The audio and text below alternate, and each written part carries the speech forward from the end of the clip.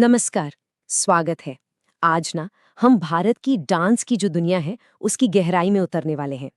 ये कुछ बहुत ही दिलचस्प स्टडी नोट्स हैं और इन्हीं के जरिए हम देखेंगे कि भारत की नृत्य कला कितनी विशाल और रंगीन है। तो चलिए शुरू करते हैं ये सफर। ये सवाल थोड़ा गहरा है ना? जरा सोच कर देखिए, एक पूरी की पूरी संस्कृति, अपनी कहानियां, अपना इतिहास, अपनी पौराणिक कथाएं, यहाँ तक कि रोजमर्रा की जिंदगी के जो सुख दुख हैं, उन्हें बिना एक शब्द बोले कैसे बयां कर सकती है? कैसे? इसका जवाब है नृत्य के जरिए। जी हाँ, एक पूरे ब्रह्मांड जितने विशाल नृत्य के जरिए। भारत में डांस सिर्फ एक आर्ट फॉर्म नहीं है, ये तो एक जुबान है, एक पूरी भाषा जो अपने अंदर न जाने कितनी कहानियों का एक पूरा यूनिवर्स समेटे हुए है। तो इस इतने बड़े यूनिवर्स को समझने की शुरुआत कहाँ से करें?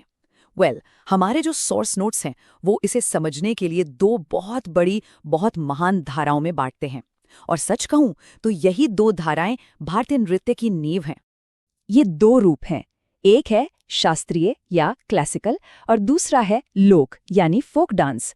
सोचिए, एक तरफ है शास्त्रीय नृत्य जहां हर एक मुद्रा, हर एक ताल एक सदियों पुरानी कहानी सुना रहा है, और फिर दूसरी तरफ है लोक नृत्य जहां हर एक कदम, हर एक मुस्कान किसी जश्न का, किसी खुशी का इजहार है। हैं दोनों ही भारत की आत्मा, बस अंदाज जरा जुदा है। तो फिर इन दोनों में मोटा मोटा फर्क क्या है? देखिए, जो शास्त्रीय नृत्य है ना, वो शास्त्रों पर, ग्रंथों पर आधारित हैं। उनके नियम हैं, एक व्याकरण है, जैसे भरत मुनि का नाट्यशास्त्र। ये नियम सदियों से तय हैं। वहीं जो लोक नृत्य हैं, वो सीधे लोगों के दिलों से निकलते हैं। मतलब कोई त्योहार हुआ, फसल कटी, बस खुशी में लोग नाचने लगे, एकदम स्पॉन्टेनियस, जिंदगी से लबरेज। अच्छा, तो चलिए पहले पहली धारा को थोड़ा और गहराई से समझते हैं। बात करते हैं शास्त्रीय नृत्य की। ये वो डांसेस हैं जिन्हें हमारी कल्चरल हेरिटेज का, हमारी सांस्कृतिक विरासत का एक मजबूत स्तंभ माना जाता है। तो कुल कितने हैं ये शास्त्रीय नृत्य? संगीत नाटक अकेडमी के अनुसार भारत में 8, जी हाँ, 8 मुख्य शास्त्रीय नृत्य हैं जिन्हें मान्यता मिली हुई है। और यकीन मानिए, इनमें से हर एक अपने आप में एक पूरी की पूरी दुनिया है। जैसे यहाँ देखिए, तमिलनाडु का भरतनाट्यम, इसकी मुद्राएं ऐसी लगती हैं जैसे कोई मंदिर की मूर्ति जीवंत हो उठी हो। फिर आता है केरल का कथकली। अरे वाह, इसका तो मेकअप और कॉस्ट्यूम ही अपने आप में एक कहानी है। और उत्तर प्रदेश का कथक, वो जो तेज चक्कर हैं और पैरों की वो शानदार ताल, सच में मंत्रमुग्ध कर देती है। हर नृत्य की अपनी एक अलग पहचान है, एक अलग खुशबू है। चलिए, अब शास्त्रीय दुनिया से निकलकर एक तूफानी सफर पर चलते हैं। अब हम महसूस करेंगे भारत के दिल की धड़कन को, यहाँ के लोक नृत्यों की उस अविश्वसनीय डाइवर्सिटी को जो हर गांव, हर कस्बे में बसती है।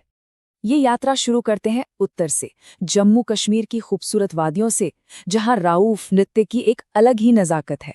वहां से सीधे चलते हैं राजस्थान के रेगिस्तान में। यहाँ घूमर का वो शाही अंदाज भी है और सपेरा जनजाति का वो जोशीला कालबेलिया नृत्य भी। अब थोड़ा पूरब की तरफ रुख करते हैं।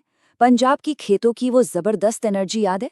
हाँ, वही भांगड़ा जो किसी भी जश्न में जान डाल देता है।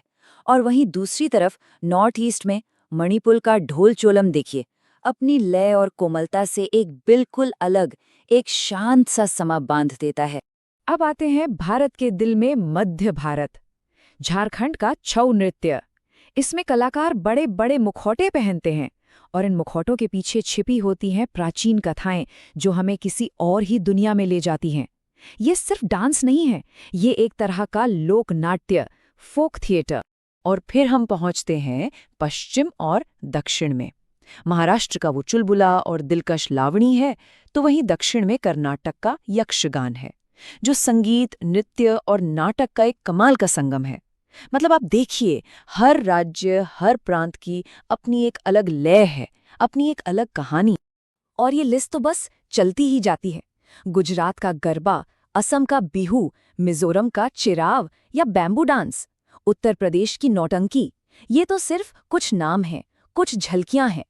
सच तो ये है कि भारत के हर कोने में, हर समुदाय के पास कहने के लिए अपनी एक कहानी है, जो वो डांस के जरिए कहते हैं।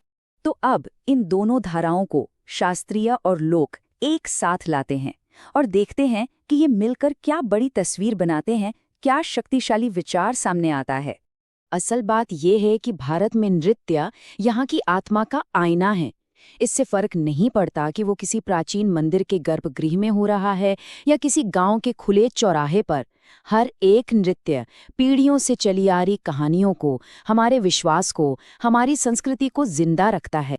किसी ने बहुत खूब कहा है कि नृत्य आत्मा की छिपी हुई भाषा है, और ये बात बिल्कुल सटीक बैठती है। ये सिर्फ शरीर की हरकत नहीं है, ये वो भाषा है जो आत्मा बोलती है जब शब्द कम पड़ जाते हैं। और बस इसी एक विचार के साथ इस चर्चा को समाप्त करते हैं। जरा सोचिए, ऐसी कितनी ही कहानियां हैं जो अभी भी नृत्य किए जाने का इंतजार कर रही हैं।